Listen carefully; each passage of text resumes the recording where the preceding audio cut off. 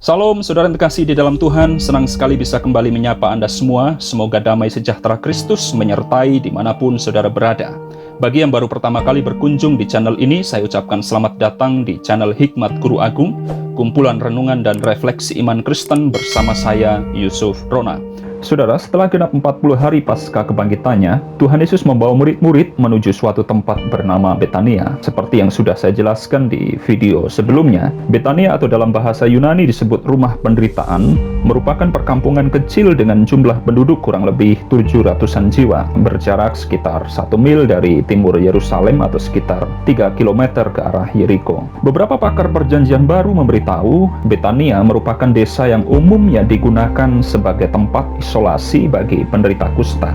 Disitulah tempat di mana Lazarus, Marta, Maria, serta Simon penderita kusta tinggal. Kita patut bersyukur sejak Tuhan Yesus lahir ke dunia hingga sepanjang pelayanannya, Ia memberi segenap hidup, waktu, dan perhatian yang besar kepada orang berdosa. Ia memberi perhatian kepada mereka yang lemah, menyembuhkan orang sakit, menghibur mereka yang berduka, melayani mereka yang terkucilkan, serta tinggal bersama dengan orang-orang yang dianggap tidak beruntung secara strata sosial. Dalam menjalankan amanat agungnya, Tuhan Yesus tidak memilih murid dari latar belakang bangsawan.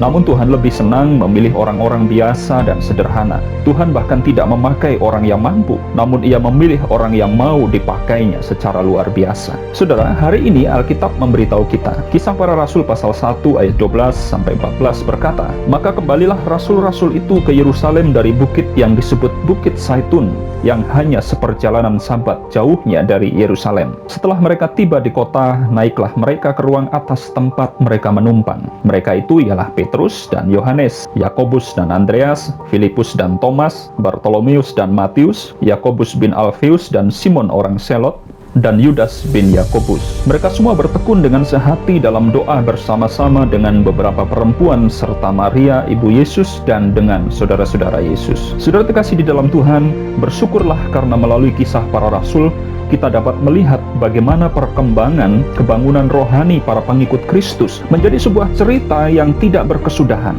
William Barclay dalam bukunya berkata, "Di sana Yesus tidak semata-mata meninggalkan nama, namun Ia masih hidup dan tetap aktif." Ya, Yesus yang kita sembah bukan saja yang pernah ada, melainkan Ia adalah yang masih ada dan hidupnya terus berlangsung sampai selama-lamanya. Saudara, iman seperti inilah yang juga dirasakan oleh murid-murid Tuhan Yesus. Dari keputusasaan akibat tekanan pemerintah Romawi dan para pemuka agama, kini mereka dapat memahami nilai hidup yang kekal. Hal senada disampaikan oleh Rasul Paulus. Ia berkata, "Karena bagiku hidup adalah Kristus dan mati adalah keuntungan." Luar biasa. Saudara terkasih dalam Tuhan, peristiwa kenaikan Tuhan Yesus ke surga telah mengubah hati murid-murid. Mereka bukan saja diteguhkan, namun lebih dari itu, mereka mengalami kebangunan rohani luar biasa yang belum pernah mereka alami sebelumnya. Berikut bukti kebangunan rohani yang dialami oleh murid-murid Tuhan Yesus. Pertama, perhatikan Kisah Para Rasul pasal 1 ayat 12. "Maka kembalilah rasul-rasul itu ke Yerusalem dari bukit yang disebut Bukit Zaitun, yang hanya seperjalanan sabat jauhnya dari Yerusalem." Saudara, kalimat pertama di sini berkata, "Maka kembalilah rasul-rasul itu ke Yerusalem." Kata kembali dalam teks Yunani disebut hypostrepho. Arti kata ini tidak hanya sebatas pulang ke Yerusalem dalam pengertian harafiah. Lebih dalam dari itu, kata tersebut memberitahu kita bahwa mereka kembali kepada sebuah kesadaran tentang pentingnya menjadi murid Kristus. Kita tahu ketika Tuhan Yesus disalibkan dan mati, murid-murid kehilangan komitmen, mereka terpencar, bahkan sebagian dari mereka memilih kembali bekerja sebagai penjala ikan.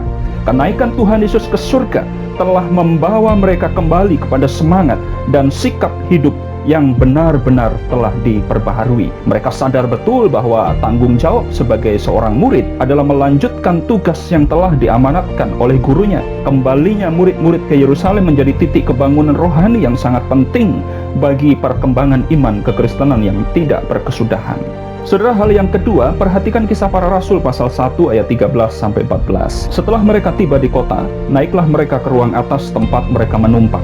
Mereka itu ialah Petrus dan Yohanes, Yakobus dan Andreas, Filipus dan Thomas, Bartolomeus dan Matius, Yakobus bin Alfeus dan Simon orang Selot, dan Yudas bin Yakobus. Mereka semua bertekun dengan sehati dalam doa bersama-sama dengan beberapa perempuan serta Maria ibu Yesus dan dengan saudara-saudara Yesus. Saudara terkasih di dalam Tuhan, jarak antara Betania dan tempat mereka tinggal memang tidak jauh. Alkitab memberitahu jaraknya hanya seperjalanan sabat dari Yerusalem. Seperjalanan sabat itu artinya setengah mil lebih sedikit. Perjalanan yang tidak jauh ini tentu membuat murid-murid memiliki banyak waktu untuk bertemu membangun persekutuan. Kalau kita lihat di sini, Alkitab mencatat nama murid-murid yang berkumpul itu dengan sangat lengkap. Bahkan disebutkan saudara-saudara Tuhan Yesus yang lain pun ada di situ. Hal ini menarik karena kita tahu sebelumnya mereka memihak kepada para pemuka agama dan tidak mau mengakui Yesus sebagai Tuhan. Namun kita perhatikan, dalam cerita ini mereka berkumpul bersama-sama membangun sebuah persekutuan. Selanjutnya ayat 14 berkata, mereka semua bertekun dengan sehati dalam doa bersama-sama. Berapa lama mereka berdoa? Itulah ketekunan. Murid-murid bertekun artinya mereka menghabiskan banyak waktu untuk bersekutu, sehati berdoa, saling melayani, mendoakan, serta saling menasehati tanpa memperhatikan waktu dan keadaan. Mereka tahu bahwa dengan bersekutu, maka iman mereka menjadi kuat. Saudara terkasih dalam Tuhan, berapa banyak di antara kita yang karena persoalan hidupnya, karena penyakit yang tidak kunjung sembuh, karena persoalan dalam pekerjaan, persoalan dalam rumah tangga, telah membuatnya kehilangan gairah untuk bersekutu. Kerohaniannya menjadi kering, komitmennya kendor, kasihnya kepada orang lain menjadi dingin, hidupnya terasa hambar, jenuh, dan lelah. Hari ini Alkitab memberitahu kita, satu-satunya cara mengalami pemulihan, datanglah kepada Tuhan yang lahir, mati, hidup, dan yang telah naik ke surga itu. Yesus yang telah menampakkan diri kepada murid-muridnya, kepada dialah kita datang untuk mendapatkan kelegaan dan kelepasan. Tuhan Yesus berkata, marilah kepadaku semua yang letih, lesu, dan berbeban berat, aku akan memberi kelegaan kepadamu. Yesaya 40 ayat 31 berkata, tetapi orang-orang yang menanti-nantikan Tuhan mendapat kekuatan baru. Mereka seumpama Raja Wali yang naik terbang dengan kekuatan sayapnya. Mereka berlari dan tidak menjadi lesu. Mereka berjalan dan tidak menjadi lelah. Saudara terkasih dalam Tuhan, jangan pernah merasa diri mampu tanpa Tuhan. Ingat, di luar Tuhan kita tidak dapat berbuat apa-apa. Mungkin saat ini tanpa Tuhan kau mendapatkan kebahagiaan dan ketenangan dari dunia, namun kebahagiaan itu tidak bertahan selamanya. Hanya Yesuslah satu-satunya Tuhan yang dapat memenuhi kekosongan batin manusia. Hanya Yesus yang dapat membalut luka kita. Hanya Yesus yang dapat memberikan kita damai sejahtera serta memberi jaminan hidup kekal di surga. Kiranya firman Tuhan hari ini memberkati, menguatkan, serta meneguhkan kita. Sampai jumpa di renungan berikutnya.